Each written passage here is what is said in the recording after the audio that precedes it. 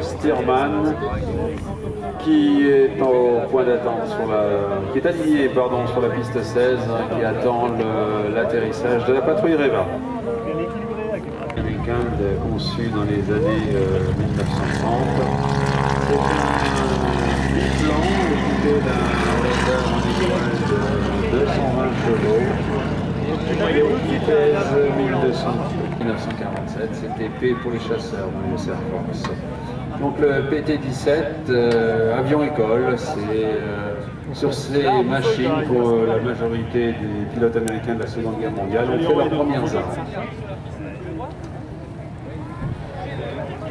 Actuellement, les Stearman qui volent dans le ciel, ce sont des avions de collection. La particularité de celui que vous voyez en évolution devant nous, eh bien, c'est une installation sur le plan supérieur qui va permettre à une charmante dame de se positionner. Will Walker étant, on va dire, les descendants des exhibitions qui se passaient surtout aux États-Unis dans les années 20. Dans les années 20, les disciplines périlleuses qui, évidemment, a payé un tribut assez important. Mais aujourd'hui, bien entendu, rassurez-vous, la charmante personne qui est sur l'aile des Stearman est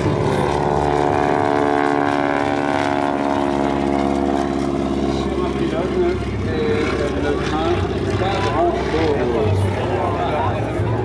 Pas quand elle est sur l'aile, sur le dos quand même. Parce que rien que le dit-tonneau, elle va morfler. Le PT-17 Stearman d'évolution a été conçu à environ 1 millier d'exemplaires. Certains appareils ont été modifiés à l'issue et ils ont été notamment équipés d'un moteur de 450 chevaux et de 4 ailerons, ce qui leur permet d'avoir une meilleure aptitude aux figures de voltige aérienne. Celui que l'on voit évoluer devant nous, la première évolution.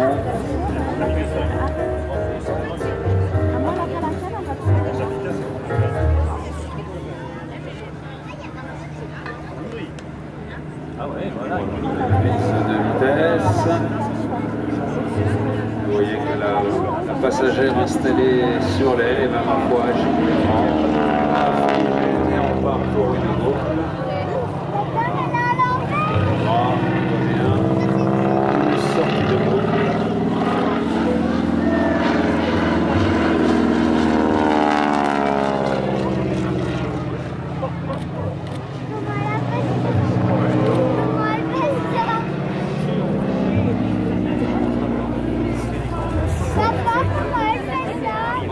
L'amour me l'a pas fait aux yeux.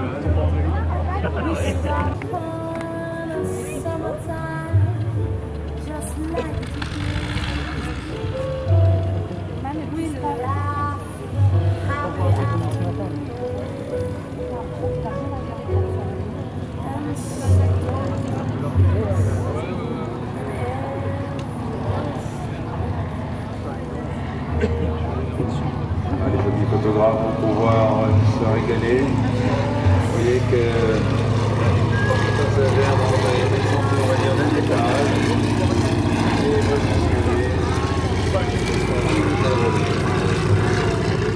Nous avons un partenaire de choix cet après-midi, c'est le Soleil du de rendez-vous, Eric. Tout à fait, eh bien, je pense qu'on a dû faire ce qu'il fallait. De notre côté, et c'est tant mieux, ça nous permet donc d'apprécier le spectacle aérien. De faire un sondage, nos amis de la Lorraine sont venus de la Bourgogne, de la Franche-Comté. Donc malheureusement, d'être venu sur ce terrain donc, de Mulhouse-Absheim à l'occasion de son centenaire. Le terrain de Mulhouse-Absheim qui est un terrain d'aviation générale sur lequel nous avons différents acteurs. Majoritairement, donc, ce sont des aéroclubs. Historiquement, le premier aéroclub installé sur le terrain, c'est l'aéroclub du Haut-Rhin qui va bientôt fêter ses 80 ans. C'est l'aéroclub, on va dire, historique qui est situé sur la... Et c'est vrai que cette année, il y a beaucoup d'anniversaires, Eric. tout à fait 1909, comme on l'a déjà dit, mais on le rappelle pour nos amis qui nous rejoignent nombreux cet après-midi. Eh bien, l'événement marquant, comme vient de nous le rappeler Didier, c'est la traversée de la Manche par Louis Blériot, mais c'est également l'année des premiers meetings, l'année du premier meeting, l'année des premiers vols de ville à ville, et c'est vraiment l'année qui a marqué la naissance de l'aviation. Tu as raison de parler du tout premier meeting, le meeting international, c'était à Reims sur une semaine, c'était la semaine de l'aviation. Il y a eu récemment le 3e meeting de l'air sur la base aérienne de Reims, avec un mondial des patrouilles, pratiquement 60 000 personnes se sont déplacées sur les 2 jours. Et là, mesdemoiselles, vous salue, mesdames et messieurs. Il y aura des baptêmes de l'air tout à l'heure avec cet avion et des casques. Oui, probablement, et donc les volontaires sont... Aérien, donc cet avion qui était entre autres utilisé pour la formation des pilotes. Il y a beaucoup d'avions écoles sur ce meeting aérien, Eric.